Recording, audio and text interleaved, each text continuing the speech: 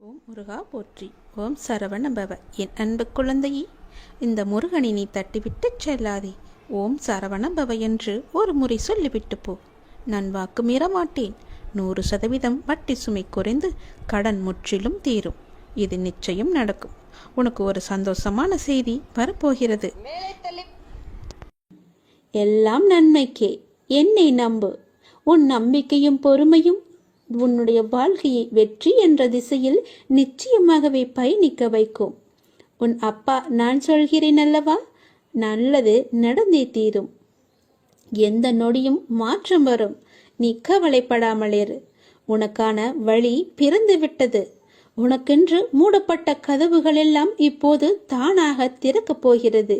இனி எல்லாமே சுபமாக நடக்கப் போகிறது. இது போதே உனக்கு நல்ல விஷயம் நடக்கப் போகிறது. தேவையில்லாமல் நீ உன்னை வருத்தி கொள்ளாதே. நீ உன் வாழ்க்கையில் தத்தளித்துக் கொண்டு இருக்கிறாய் என்பதை நான் அறிவேன். உன்னை எனது கரம் கொண்டு இறுக பிடித்து காப்பாற்றிக் கொண்டிருக்கிறேன். இன்னும் சில நாட்களில் அனைத்தும் மாறும். உனது எண்ணங்கள் அனைத்துமே நிறைவேறப் போகிறது. எல்லாம் தவறாக நடக்கிறதே, என்ன செய்வது என்று நினைக்காதே. நிதானமாக யோசித்து செயல்படு. அவசரப்படாமல் பொறுமையாக இரு. உன்னை விட்டு யார் விலகினாலும் அதையே நினைத்து நீ கவலைப்படாதே. எல்லாமே நன்மைக்கே என்று எடுத்துக்கொள். யார் உன்னை வெறுத்தார்களோ, யார் உன்னை உதாசீனப்படுத்தினார்களோ, யார் உன் நம்பிக்கையை எல்லாம் கெடுத்தார்களோ, அவர்கள் முன் நீ வளர்ச்சி அடைந்து உன் வாழ்வில் வெற்றி பெறப் போகிறாய். கவலைப்படாமல் இரு. நான் இருக்கிறேன். உனக்கு கோபம் வேண்டாம். உனக்கு வரும் அனைத்தையும் நான் ஏற்பேன். என் அனுமதி இல்லாமல் எதுவுமே நடக்காது. அதனால் கலங்காதே. அனைத்துமே பொடி பொடியாக போகிறது. உன்னுடைய மனம் தெளிவாகும் நேரம். இழந்ததை எல்லாம் மீண்டும் பெறும் நேரம். என் செல்ல பிள்ளையான உனக்கு எந்த குறையும் ஏற்படாமல் நான் உன்னை பாதுகாப்பேன். உனது வாழ்க்கைக்கு நானே பொறுப்பு. நல்லதே நடக்கும் உனக்கு. நீ முதலில் உன்னை நீ அறிந்து கொள். உலக வினை தன்னாலே நடைபெறும். நான் நடத்துவேன். நான் நடத்தி காமிப்பேன். நான் நடத்தி கொண்டும் இருக்கிறேன். நீ சாட்சியாக மட்டும் இரு. நான் எப்பொழுதுமே உன்னிடம் கூறிக்கொண்டே இருக்கிறேன். எதிலுமே முன் நிற்காதே. உடல் என்றால் நோய் வரும், மூப்பு வரும், மரணம் வரும். இது நிரந்தர உண்மை. எப்போதுமே உள்ளது. மாற்றமே இல்லாதது. இந்த உண்மையை நாம் மறுதலிக்கும் போது துன்பப்படுகிறோம். உண்மைக்கு எதிராக உலகம் இருக்க வேண்டும் என்று நம் எதிர்பார்ப்பு நமக்கு துன்பத்தை தான் தருகிறது. நீங்கள் சரண் செய்ய வேண்டிய எதுவும் ஏற்கனவே இறைவனுடையது அல்லவா? ஆனால் உங்களுடையது என்று நீங்கள் நினைக்கும் எதையும் விட்டுவிடுங்கள் என்றே நான் சொல்வேன். எதையாவது நீங்கள் இறுக பற்றி கொண்டிருந்தால் கொஞ்சம் தளர்வாக்குங்கள். தளர்வதே சரணாகதி. வேறு எதுவுமே இல்லை. உங்கள் மனதை ஏதாவது உறுத்தி கொண்டிருந்தால் அந்த கவலையை சரண் செய்வதே சரணாகதி அடைவது. இது ஆகுதி போலத்தான். ஆகுதி என்பது என்ன? ஆகுதி என்பது யாகத்தீயில் பிரார்த்தனையுடன், நம்முடைய பிரார்த்தனையுடன், வேண்டுதலுடன் போடப்படும் பொருட்கள்தான் ஆகுதி. எனவே உங்களை என்ன உறுத்தி கொண்டிருந்தாலும் அல்லது உங்களிடம் கவலை இருந்தாலும் அதை ஆகுதியாக கருதி இறைவனிடம் நீங்கள் அளித்து விடுங்கள். எதை உங்களால் சமாளிக்க முடியவில்லையோ, எது உங்களுக்கு பாரமாக இருக்கிறதோ, எதை சுமப்பதால் நீங்கள் சோர்வடைந்து இருக்கிறீர்களோ அதை அப்படியே போட்டுவிட்டு சென்றால் போதும். அந்த யாகத்தீயில் போட்டு விடுங்கள். சரணாகதி என்பதன் பொருள் இதுதான். இல்லை என்றால் சரணாகதிக்கு என்ன இருக்கிறது? உங்கள் உடம்பு என்பது இறைவனுடையது. உங்கள் மனம் கூட இறைவனுடையதுதான். எல்லாமே இறைவனுடையது. ஆனால் இது உங்களுடையது என்று நீங்கள் நினைக்கிறீர்கள். எனவே எல்லாமே போகட்டும். இறுக்கம் தளர்ந்து புன்னகை செய்தால் போதும். எல்லாமே சாதாரணமாகிவிடும். எங்களுடைய கவலைகள் எல்லாமே இந்த யாக குண்டத்தில் போட்டு எரிப்பது போல எரித்து விடுங்கள். எல்லாவற்றையுமே கடவுள் பார்த்து கொள்வார் என்ற நம்பிக்கையோடு இருங்கள். விதியை வெல்லவும் அதன் பிடியிலிருந்து விலகி நிற்கவும் 2 வழிகளே உண்டு. ஆன்மா விதியால் கட்டுப்படுவதில்லை என அறிதல் ஒரு வழி. இறைவனிடம் முழுமையாக சரணாகதி அடைந்து நிற்பதுதான் மற்றொரு வழி. நீங்கள் எந்த வழியில் போகப் போகிறீர்கள் என்று நீங்களே முடிவு செய்து கொள்ளுங்கள். நான் சொல்வதை சொல்லிவிட்டேன். பிறகு உங்களுடைய முடிவுதான். நான் சொல்ல போவதை கவனமாக கேள். விதி கற்றுத்தரும் வாழ்க்கை பாடத்தை சரியான தருணத்தில் கற்றுக்கொள்ள நாம் தவறினால் அதே பாடத்தை மோசமான தவறான நேரத்தில் மீண்டும் விதி நமக்கு கற்றுத்தந்துவிடும். அதனால் புரிந்து கொண்டால் வெற்றி புரியாத வரை பயிற்சி செய்து கொண்டே இருக்க வேண்டும். நாம் வாழும் இந்த உலகில் துன்பமும் துயரமும் எல்லோருக்குமே பொதுவானதுதான். அதை கையாளும் விதம்தான் வேறு வேறு ஆளுக்கு மாறுபடும். சிலர் முறையாக கையாள தெரியாமல் சோர்ந்து தடுமாறி முயலாமல் முடங்கி போய்விடுவார்கள். சிலர் நேரான வழியில் விடாமுயற்சி செய்து நினைத்ததை சாதித்து விடுவார்கள். ஆழ்கடல் அனைவருக்கும் ஒன்றுதான். மூச்சடக்கி மூழ்கினால் முத்துக்கள் கிடைக்கும். வலிமையுடன் வளைந்து வலை வீசினால் மீன்கள் கிடைக்கும். இரண்டையும் செய்ய முன்வராமல் கரையை மட்டும் தொட்டால் கால்கள் மட்டுமே நனைந்து ஈரமாகும். நம்பிக்கை என்பது உங்கள் கையில் இருக்கும் வரை வெற்றி என்பது உங்கள் கை கூடும் தூரத்தில் தான் இருக்கின்றது. எளிதாகவே தொட்டுவிடலாம். உங்களை நிராகரித்த இடத்தில் நிராகரிக்கவே முடியாத அளவிற்கு வளர்வதுதான் உண்மையான வளர்ச்சியின் வெற்றியாகும். சோதனைகளால் மனதை பலப்படுத்த முடியும். தோல்விகளால் முயற்சியை மேம்படுத்த முடியும். வெற்றிகளால் அடக்கத்தை கற்றுக்கொள்ள முடியும். வெற்றியை விட பல சந்தர்ப்பங்களில் முயற்சிகள் மிகவுமே அழகானவை. முடிவே இல்லாத ஒரு வார்த்தை முயற்சி மட்டுமே. கோடி முறை பயிற்சி செய்தாலும் ஒரு முறை முயற்சி செய்தால்தான் பலனை நம்மால் அடைய முடியும். தேடாத போது கிடைப்பதும் தேடும் போது தொலைப்பதும் வாய்ப்புகளை மட்டுமல்ல, உங்களுடைய வாழ்க்கையையும் தான். நான் சொல்வது உங்களுக்கான வாழ்க்கைக்கான பாடம். இதை நீ எடுத்துக்கொள்வதும் எடுத்துக்கொள்ளாமல் கைத்தட்டி விட்டு போவதும் உன்னுடைய மனதில் தான் இருக்கிறது. அதை நீ எடுத்துக்கொள்ளும் விதத்தில் தான் இருக்கிறது. நான் சொல்வதை ஒரு முறைக்கு இருமுறை கேட்டால் உன் வாழ்க்கை நல்லபடியாகவே அமையும். இந்த சிக்கல்களும் இல்லாமல் அதை நகர்த்தி கொண்டு செல்வதற்கான ஒரே வழிகளை தான் நான் இப்போது உனக்கு சொல்லிக் கொண்டிருக்கிறேன். தனியாக நீந்தி கரை சேர கற்றுக்கொண்டால் உங்கள் எதிர்காலத்தை நீங்கள் வளமானதாக மாற்றலாம். தொடர்ந்து செயல்பட்டு கொண்டே இருங்கள். வெற்றி கிடைக்கவில்லையே என்று ஓய்ந்து போய்விடாதீர்கள். ஓய்ந்து போய்விட்டால் உன்னால் எதுவுமே செய்ய முடியாது. முயற்சி செய்து கொண்டே இரு. கண்டிப்பாக வெற்றி கிடைத்தே தீரும். என்ன, கொஞ்சம் நாட்கள் தான் ஆகும். கவலைப்படாதே. கண்டிப்பாக அந்த வெற்றி உனக்காக மட்டுமே இருக்கிறது என்பதை நம்பி நம்பிக்கையோடு துணிச்சலாக இறங்கு. இதை நீ செயல்படுத்தினால் வாழ்க்கையில் முன்னேறலாம். இன்று உனக்கு 10 மடங்கு அதிர்ஷ்டம் உன்னை தேடி வரும்படி ஒரு நல்லதை நான் கொண்டு வந்திருக்கிறேன். தவற விட்டு விடாதே. பிறகு நீதான் வருத்தப்படுவாய். என் அன்பு குழந்தையே, உனக்குள் நேர்மறை எண்ணங்கள் குறைந்து எதிர்மறை எண்ணங்கள் நிறைந்துள்ளதால் நீ முடிவு எடுக்க மற்றும் செயல்பட அச்சப்பட்டு கொண்டிருக்கின்றாய். நான் உனக்கு துணையாக இருக்கும் என்று எப்படி தைரியமாக முன்பு முன்னேறுவாயோ இப்போதும் அது போன்று நீ முன்னேறி செல்ல முயற்சி செய். பற்றிலிருந்து வெளிவந்து பற்றற்று நீ செயல்படு. அப்போது எது உனக்கு நன்மையோ அதை உனக்கு நான் கிடைக்கச் செய்கின்றேன்.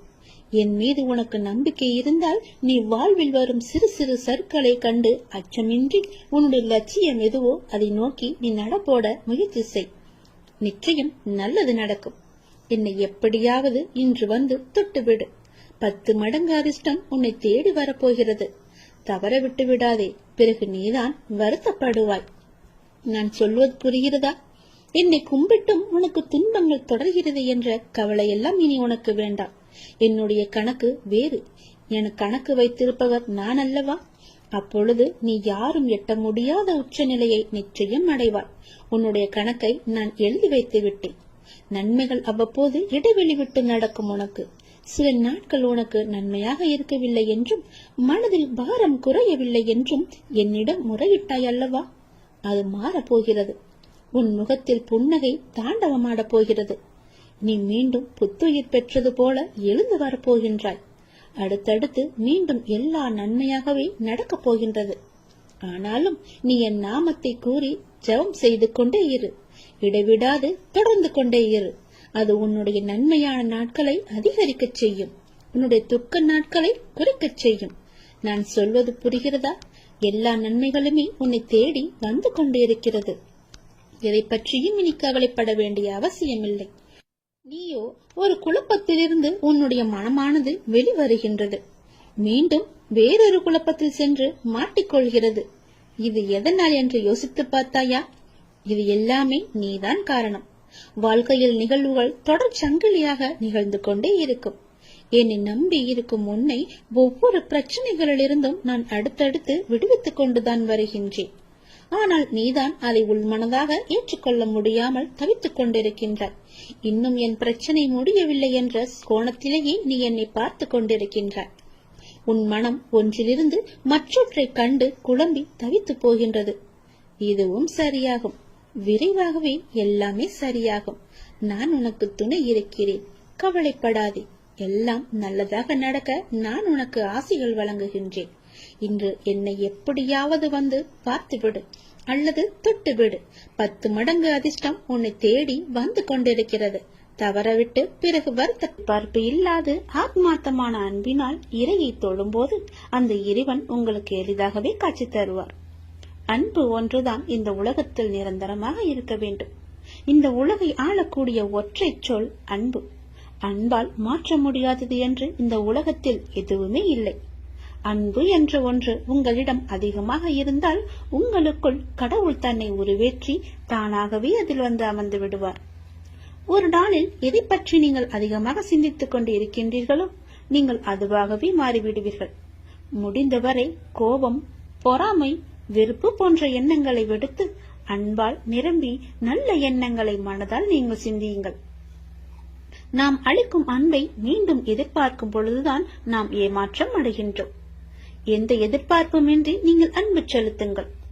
எந்த நிபந்தனைகளும் இன்றி, எதிர்பார்ப்புகளும் இன்றி எல்லோரிடமும் அன்பை அளியுங்கள். அப்பொழுது உங்கள் உலகமே உங்களுக்கு புதிதாக தோன்றும். குறிப்பாக பார்த்தால் உங்களை நீங்களே அளவற்ற அன்பு செய்யுங்கள். உங்களை நீங்களே அன்பு செய்தால் தேவையற்ற எண்ணங்களை உங்கள் மனதிற்குள் திணித்து உங்களை நீங்களே கஷ்டப்படுத்திக் கொள்ள மாட்டீர்கள். உங்களுடைய ஆரோக்கியத்தை கெடுத்துக் கொள்ளவும் மாட்டீர்கள். உங்கள் ஆரோக்கியம்தானே உங்களுக்கு நல்லது. அன்பு குறையும் பொழுதுதான் குற்றங்கள் பெரிதாக பார்க்கப்படும். குடும்பத்தில், தொழிலில், நண்பர்களுடன், தெரிந்தவர், தெரியாதவர், விலங்குகள், பறவைகள், தாவரங்கள், பஞ்சபூதங்கள், இவை எல்லாவற்றுக்கும் அடிப்படையான இறைவன் என்று அனைவரிடமும் அன்புடன் நாம் இருப்போம்.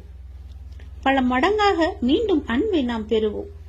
அன்புதான் உங்கள் பலவீனம் என்றால் நீங்கள் தான் உலகிலேயே மிக பெரிய பலசாலி. அதை நீங்கள் புரிந்து கொள்ளுங்கள். வெறுப்பது யாராக இருந்தாலும் நீங்கள் அனைவரையும் நேசித்து நாமாக வாழ்ந்து வருவோமே. நேசிப்பது நாம் தான் என்று சந்தோஷமாக வாழ்ந்து வருவோமே. உங்கள் வாழ்க்கையை நீங்கள் அன்பால் நிரப்பி பாருங்கள். உங்கள் வாழ்க்கையில் எவ்வளவு சந்தோஷமான பூக்களை சந்தோஷமாகவே பறிப்பீர்கள் என்று. உங்கள் வீடு, உங்கள் தோட்டம், உங்கள் இல்லம், உங்கள் சுற்றியுள்ள அனைத்துமே சந்தோஷத்தால் நிரம்பி வழியும். அதனால் யாரிடமும் அன்பு செலுத்த நாம் தவற வேண்டாம், மறக்கவும் வேண்டாம். உங்கள் மனதில் எதையோ நினைத்து கவலைப்பட்டுக் கொண்டிருக்கவும் வேண்டாம். எதை பற்றியும் நீங்கள் கவலையும் படாதீர்கள். என்னை நினைத்து உங்கள் வீட்டில் ஒரே ஒரு விளக்கு ஏற்று உன்னுடைய மனநிலையை நான் மாற்றி காமிக்கின்றேன். உன் மனம் முழுவதும் நானே வந்து அமர்ந்து அந்த இடத்தில் அன்பை பொழிய வைக்கின்றேன். அன்பு பொழிந்து விட்டால் போதும், உன் இல்லமும் மனமும் சந்தோஷத்தில் பூத்து குலுங்கும். எனக்காக ஒரே ஒரு நாளாவது உன் வீட்டில் விளக்கு ஏற்றுவை. உன் மனநிலை மாறி சந்தோஷமாக இருப்பதை நீயே பார்ப்பாய். உனக்கு நிம்மதி இருக்கும். மனம் தளராது. நீ உயரமாக வளர்ந்து ஜோதியை போல ஜொலிக்கப் போகிறாய். சந்தோஷமாக இரு. என் அன்பு குழந்தையே, நான் என் மீது உனக்கு சத்தியம் செய்து தருகிறேன்.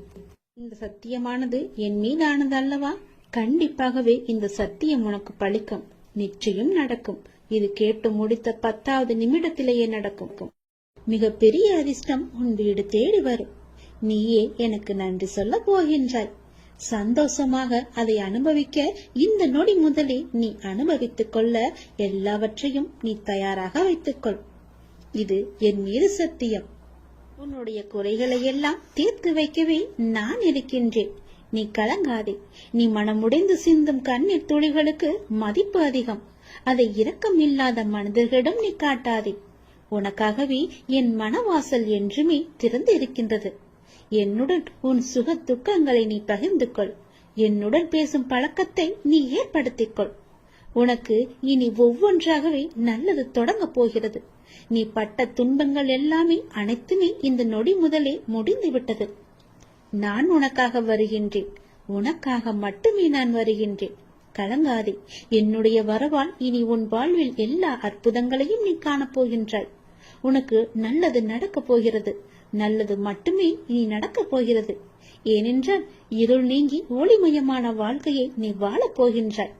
நீ எதிர்நோக்கும் அத்தனை செயல்களும் வெற்றி பெறும். அந்த நாள் வெகு தொலைவில் இல்லை. உனக்கு வழி துணையாக நான் இருக்க உனக்கு ஏன் கவலை? நீ எடுத்த முடிவில் உறுதியாக இரு. நீ செல்லும் பாதையில் உனக்கு துணையாக நான் வருகின்றேன். எதற்காகவும் எப்போதும் அவசரப்பட்டு விடாதே. நேரம் வரும்போது என்னுடைய அருளால் அது தானாக நடக்கும். உங்களுக்கு நல்லது நடக்கும்படி நானே அமைத்து தருகிறேன். ஏனென்றால் உன்னுடைய துன்பங்கள் எல்லாமே இந்த நொடி முதல் முடிந்து விட்டது. இன்னும் 10 நிமிடத்தில் ஒரு நல்ல செய்தி உனக்காக தயார் செய்து வைத்திருக்கிறேன். அது உன்னிடத்தில் வந்து சேர்ந்துவிடு. உன்னை நான் எப்போதுமே கைவிட்டு விட மாட்டேன். என்னை பார்க்கவில்லை என்று புலம்பாதே. நான் உன்னை பார்த்து கொண்டுதான் இருக்கிறேன். உனக்கு நல்லது நடப்பதற்கான வேலைகளை நான் தொடங்கிவிட்டேன். நீ சந்தோஷமாகவே இரு. என்னை தேடி நீ வர முடியாத சூழலிலும் உன்னை தேடி நான் வந்திருக்கின்றேன். நீ வாடி நிற்கும் போதெல்லாம் நான் ஏதோ ஒரு ரூபத்தில் உனக்கு வழிகாட்ட நான் வந்து அருள்வேன் உனக்கு. எனவே நீ எதை பற்றியும் எந்த கவலையும் பற்றியும் நீ கவலைப்படாமல் உன்னுடைய லட்சியத்தை நோக்கி நீ முன்னேறி கொண்டே இரு. இந்த ஆண்டில் உன்னுடைய லட்சியம் எல்லாமே நிறைவாகி வெற்றி பெறும் நாள் கண்டிப்பாக உனக்கு கிடைக்கும். சென்ற ஆண்டில் உன் கையில் வந்து சேராத வெற்றி இந்த ஆண்டு உன் கையில் வந்து சேரும். நேர்மறை எண்ணம் உனக்குள் எப்போதுமே இருக்க வேண்டும். நல்லது நடக்க நான் உனக்கு துணை இருக்கின்றேன். இது என் மீது சத்தியம். நிச்சயம் நடக்கும். 10 நிமிடத்தில் உனக்கான அதிசயம் நடைபெற போகிறது. சந்தோஷமாக இருக்க போகிறாய் நீ.